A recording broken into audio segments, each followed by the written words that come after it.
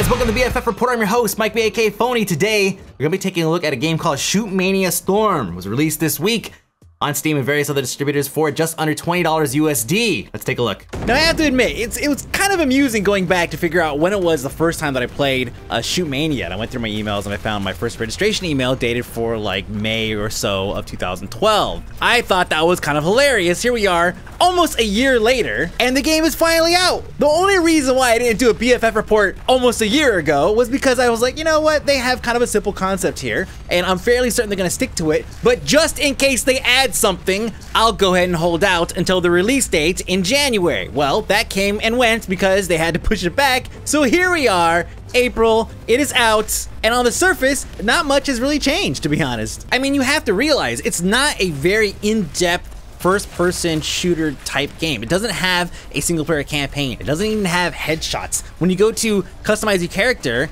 you really only get to pick from a handful of models, and that's it. You don't get to even change like your faces out by choosing different factions and then swapping faces and or changing whatever. You get virtually nothing. You are a mannequin with an energy gun. Okay, maybe I'm exaggerating a little bit. You are still kind of a mannequin, but in terms of weapons, you do have a handful. You don't get to switch out to them whenever you want. You don't pick them up as you run along and play. No, the way they're activated is actually by your environment. So if you go into an indoor area, it'll automatically swap you out to what's called the nucleus, which is kind of a sticky grenade launcher. And then in some maps, you're gonna step on what's called a laser pad, and it's gonna swap you out to a laser gun. This is very much like the railgun in Quake, but you're not gonna be able to walk around freely with it because the second you step off of this pad, you're back to your regular rocket launcher. And as you'd expect, it functions very much like a rocket launcher. It has an actual travel time for each projectile you fire out. It'll only fire a handful of shots at one time before having to reload, which, by the way, has no consumable ammo. There's no ammo in this game. Every weapon actually has a recharge time, and that's pretty much it. And while it seems like it might be something that will slow down gameplay, it totally doesn't. The gameplay itself, your character's movements, is extremely tight and extremely fast. You do have a couple of things you could interact with in the environment. For example, you have jump pads, you have the ability to kind of slide across like wooden objects. Hell, you can even like wall jump if you wanted to. And for the most part, that's pretty much where combat mechanics stop. There's no scopes, there's no headshots, there's no grenades, there's no charges, no vehicles. There's none of that stuff. It's just Rocket Arena style gameplay and whatever mods the community ends up coming up with down the road. Now the game does come with a number of different gameplay types, which again can be modded later on by the community. But the ones that I actually favored most over any of them was Royal, Joust, which actually, let's talk about Joust for a minute. So Joust is basically an arena type setup where you have a number of people that are waiting in a queue, and these people will get placed into the arena and go 1v1. And unlike other gameplay modes where your ammo would just regenerate over time, you actually have to go from point to point in order to replenish it via these reloading stations or whatever. Now that was fun and everything, but the best part is while you're waiting in the queue, you have this spectator view where you can swap between the first person point of view for each player, or you can have this overhead view that's very, very simple and intuitive. You basically just rotate the camera around using the mouse. The FOV looks kind of funky, but once you get used to it, it's actually a very simple way of keeping track of all of the action that's happening in the arena. Now going back to Royal, I actually think this is probably one of the most popular gameplay types because it's very simple. It's first of all, it's free-for-all deathmatch. Okay, everybody gets that. You run in, you kill everybody you see, and that's it. And second, the matches are really, really quick because the person that gets to the center and captures this stripper pole, you cap that, and then what happens is this cyclone type effect starts occurring on the outer edges of the map, and it starts to close in on the middle. Now, obviously, once it gets to the center, you're gonna be down to maybe 1 to 3 people, and there's gonna be circling around this pole, which, it's funny, once you get to that point, it's basically just who gets the lucky shot off, or who can hide behind the pole the best. But up until that point, it is straight free-for-all deathmatch, and every map that I played, no matter how big it was, would last no longer than maybe a minute to a minute and a half or so. It's extremely quick. Now, I've mentioned several times already that there are community mods that are available. There's a built-in editor to the game. It takes time to get in and learn these things. If you're familiar with more current editors, you can probably jump into this thing and just start building stuff like no problem. But I've already played a number of matches where we get in and these players would be like, whoa, what's this crazy map? Or, oh, this map sucks, or whatever. And it's because the people who create the servers are the ones that would actually go through and choose the map rotation. And so I'd go back and look at the map rotation, I'd see there's a number of things here that don't follow the typical naming structure. So, okay, great, we're playing on random maps that are created by community. That's awesome. The game's only technically been released for so long, but, you know, this stuff's been in beta for, you know, like a year. Well, at least closed beta has. Now, speaking of editors, here it is. Do not take what I'm showing you as the best possible representation of what it's like to edit a map. Okay, you could create one from scratch if you want, or you could go through and edit one. I didn't take a lot of time to really go through here and learn the ins and outs of the editor. It's kind of like trials. It's like, hey, you know what? There's an awesome editor here. I see there's lots of buttons and there's lots of things I could click and put things places fairly easily. I'm sure somebody with time could come in here and create something amazing.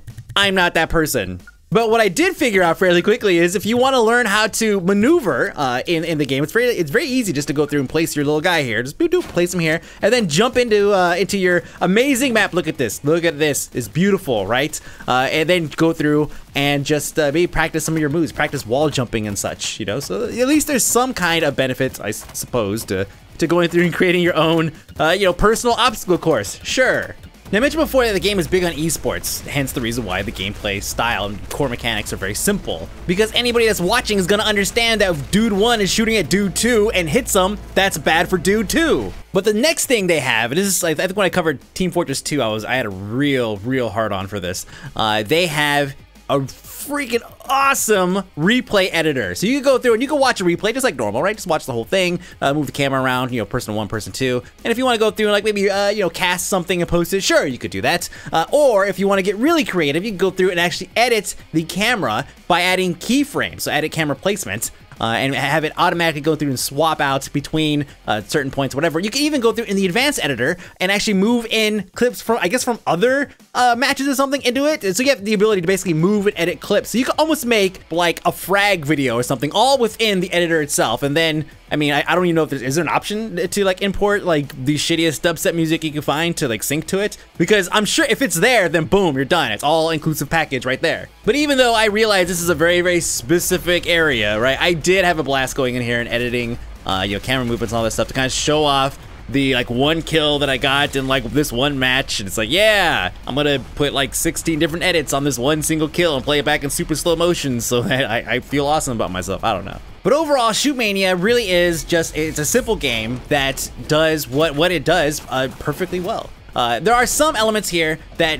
it says go race or like your drive or whatever. Like there are some elements here that are obviously referring to like Trackmania, so they cleaned that up a little bit. But other than that, it is a pretty solid game, and it does what it does perfectly well. There are options here for people who are looking to get into this particular esports scene. Now, I don't know if this esports scene is going to take off. I mean, they already have multiple leaderboards available right now, so you could go and see how terrible you are, like just in the US if you like. But for less than $20 USD, it really is a good buy for this kind of game. There's a lot of stuff here. It's again, I want to reference Trials because it is this kind of game. It's cheap.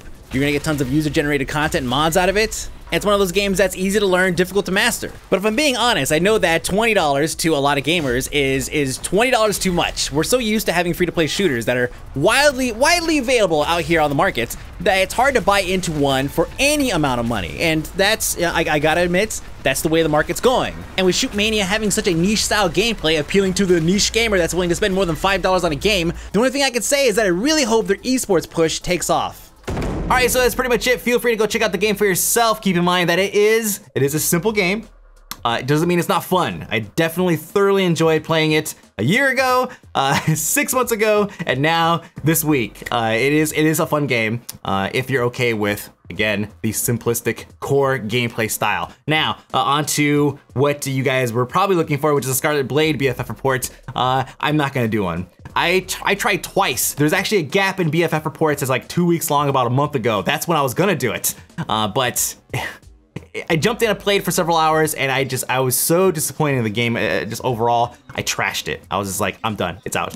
And then this week I tried it again and I just couldn't do it. I had to trash it because it was just so bad. I was already playing Shootmania, so it was not that big of a deal. Like all day yesterday, day before, but I still have the footage.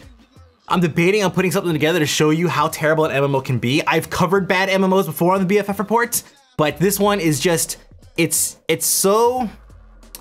tries so hard to be so terrible. Like most games, most MMOs will actually front load all the fun stuff. This game, oh goddamn, it's so bad. So here's what I will probably put it together in just kind of like a BFF report rejects next week on my YouTube channel /AKMikeB. I'll probably put it up there just for the lulz because it is pretty terrible. But that's pretty much it, guys. MikeB, aka Fony, BFF report. I'll see you guys later.